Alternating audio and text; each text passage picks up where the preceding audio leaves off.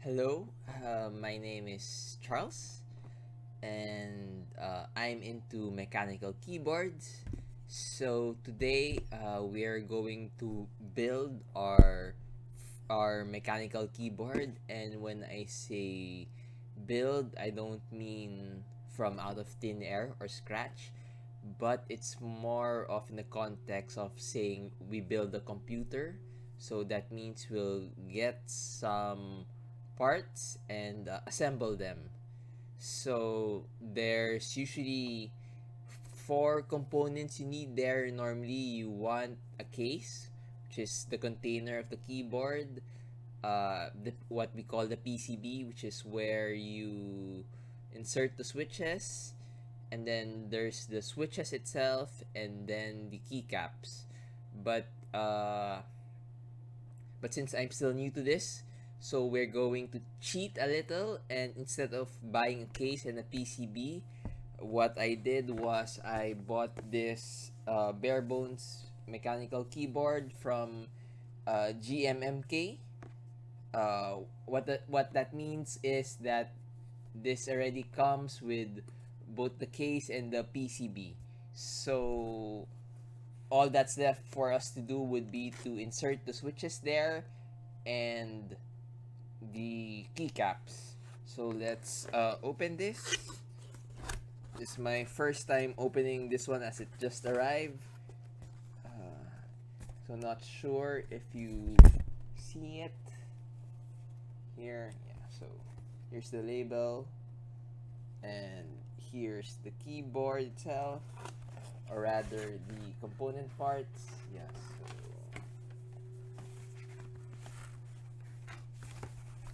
So here it is.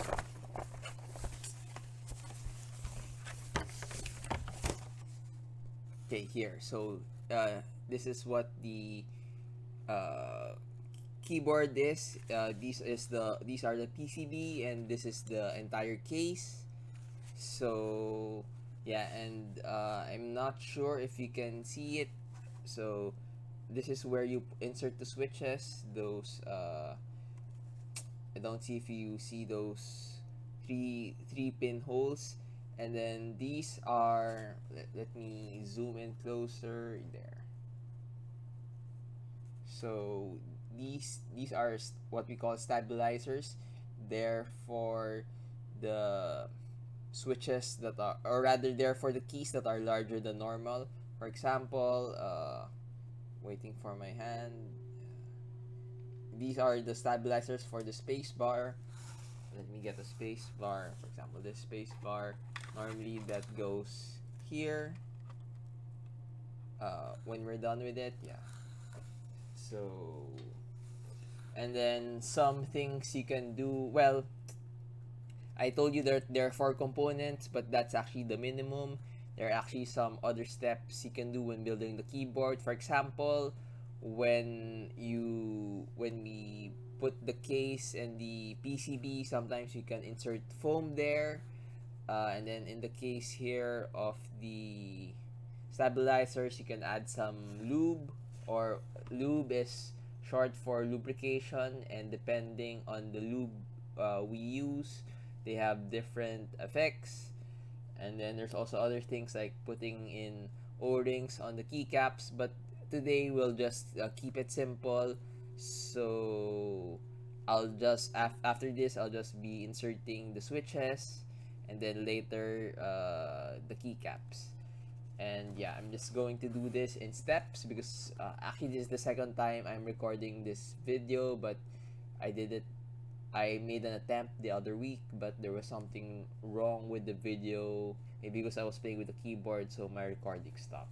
Okay, so I'm gonna stop now, and I'll show you how I put in the switches.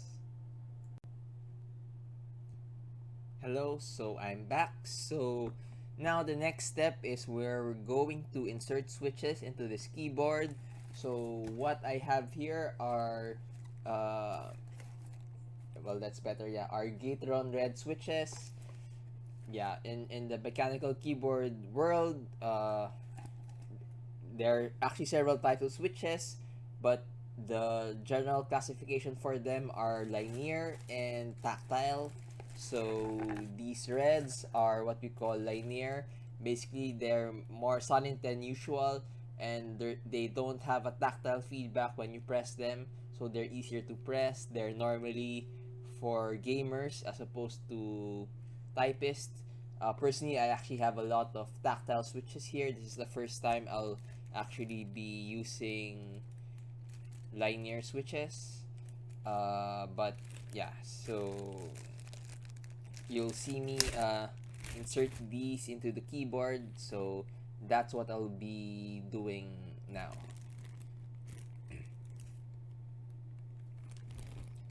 Yeah, so just to show you, these are the 3 pins, the white in the center, and then those two uh, copper pins. Yeah. And yeah, I'm not okay. Yeah, not sure. Yeah, there. So this is what we call a Hotswap keyboard. So all I need to do is just insert these into the keyboard. Uh, Normally, the other step, if you're not using a Hotswap keyboard, normally we have to use a soldering iron to solder the switches. So I'm just having problems here. Yeah, so here, not sure if you can see it, but we have a bent pin. So I'll try to fix that. Luckily, we have some tweezers. So tweezers. Yeah. Hopefully that fixes that.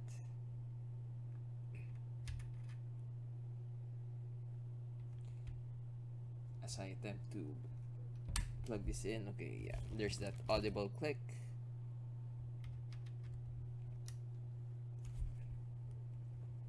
Yeah, so hopefully this doesn't take long.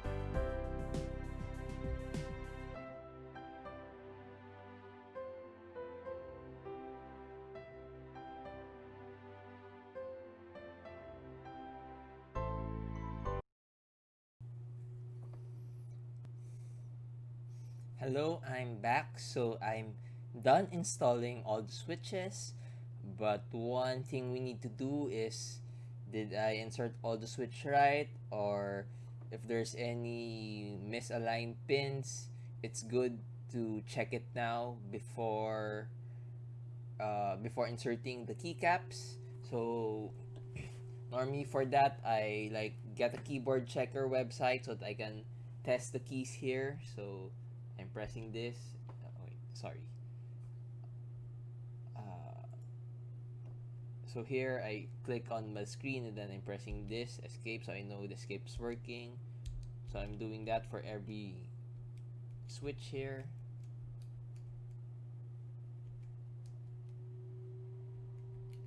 And so far I've run into one problem, which is this F1. So we'll need to troubleshoot that.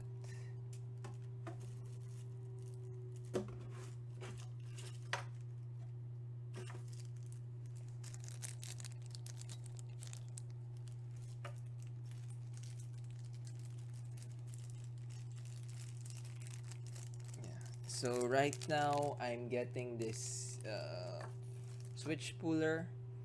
So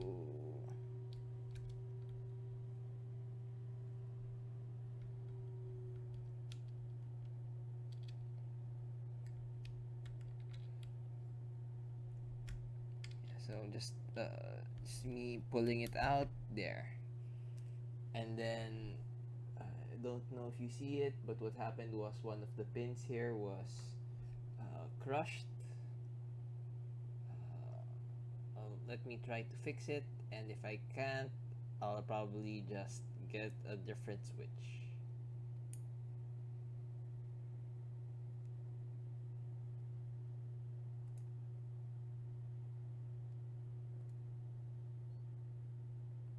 So I'm actually having problems here.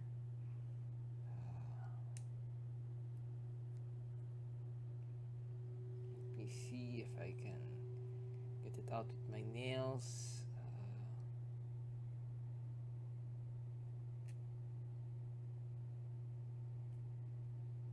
Okay, I managed to unbend it. Yeah, sorry if it's not too visible. Okay, and then I've straightened the pin, sort of, a bit. And then I'll insert it again and then hope it works this time.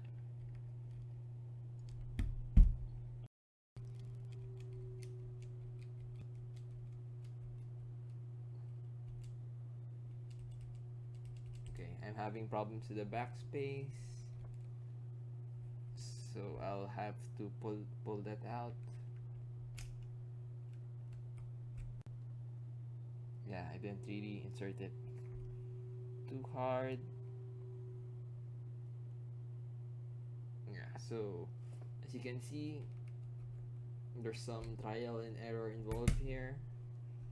Okay, backspace is working. Enter shift. The control there. Context menu.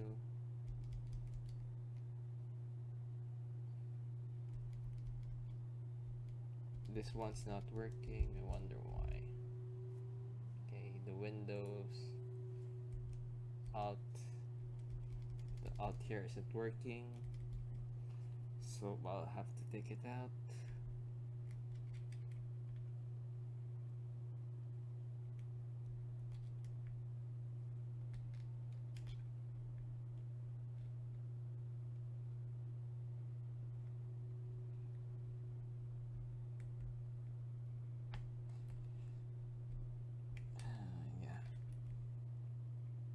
So just the edge, and this isn't the best keycap puller. Don't know what's wrong. Everything seems to be okay here. Maybe you can make some slight adjustments. Okay.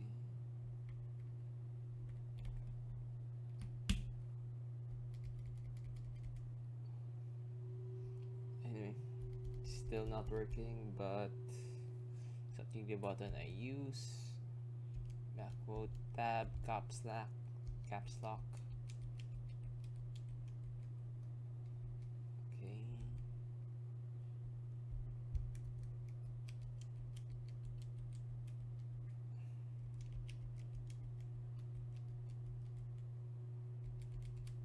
So, just the A that's not working again.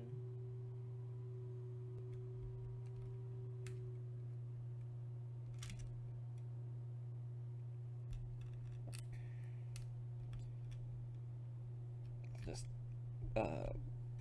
pulling it. Yeah, so we have another bent pin. This one's a bit too crushed. Hopefully I can straighten it.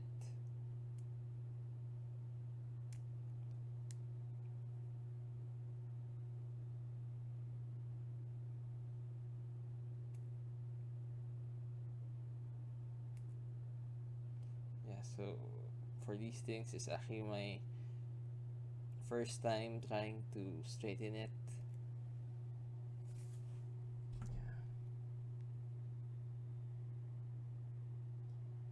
Yeah, but worst case is I have some extras which I can always replace this with. I just I'm just being cheap. Okay, so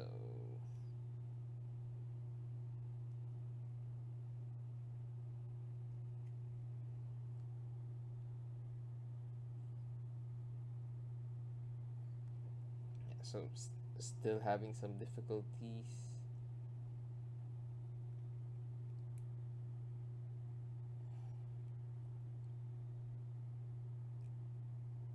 But I think I've managed. Okay, managed to straighten it out. Yeah, not sure if you can see it.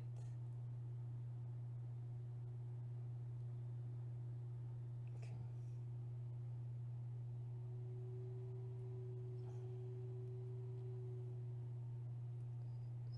Straightening it out.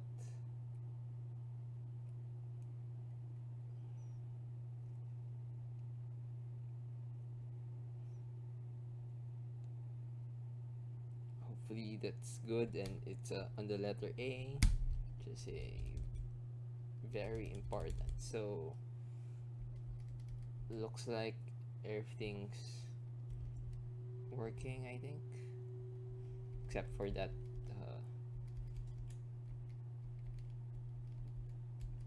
the controller function key here. Not really sure, but I think we can live with that. Okay, and then after this, I'll pause the video again and move on to the next step. Hello again. So our next step is putting the keycaps. So for example, here's a keycap, here's the space bar, and then at the back you have these stems. Cherry was a popular maker of mechanical switches back in the 80s, and their patent expired in the early 2000, but it proved to be very popular, so they have these stems. Right now we're using Gaterons, which is a copy or a clone of the cherry style switches. And if you want to look for keycaps that fit into the switches, in this case we're looking for cherry MX style, which is these crosses. So right now I'm just gonna be inserting this into the keyboard.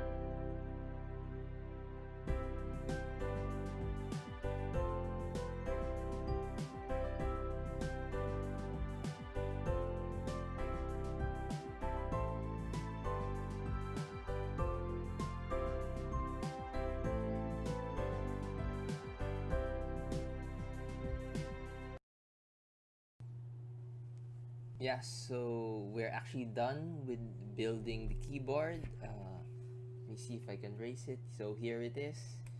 Uh, so the only thing left is actually to test uh, how good the typing is and to find out if there are any other like stray keys.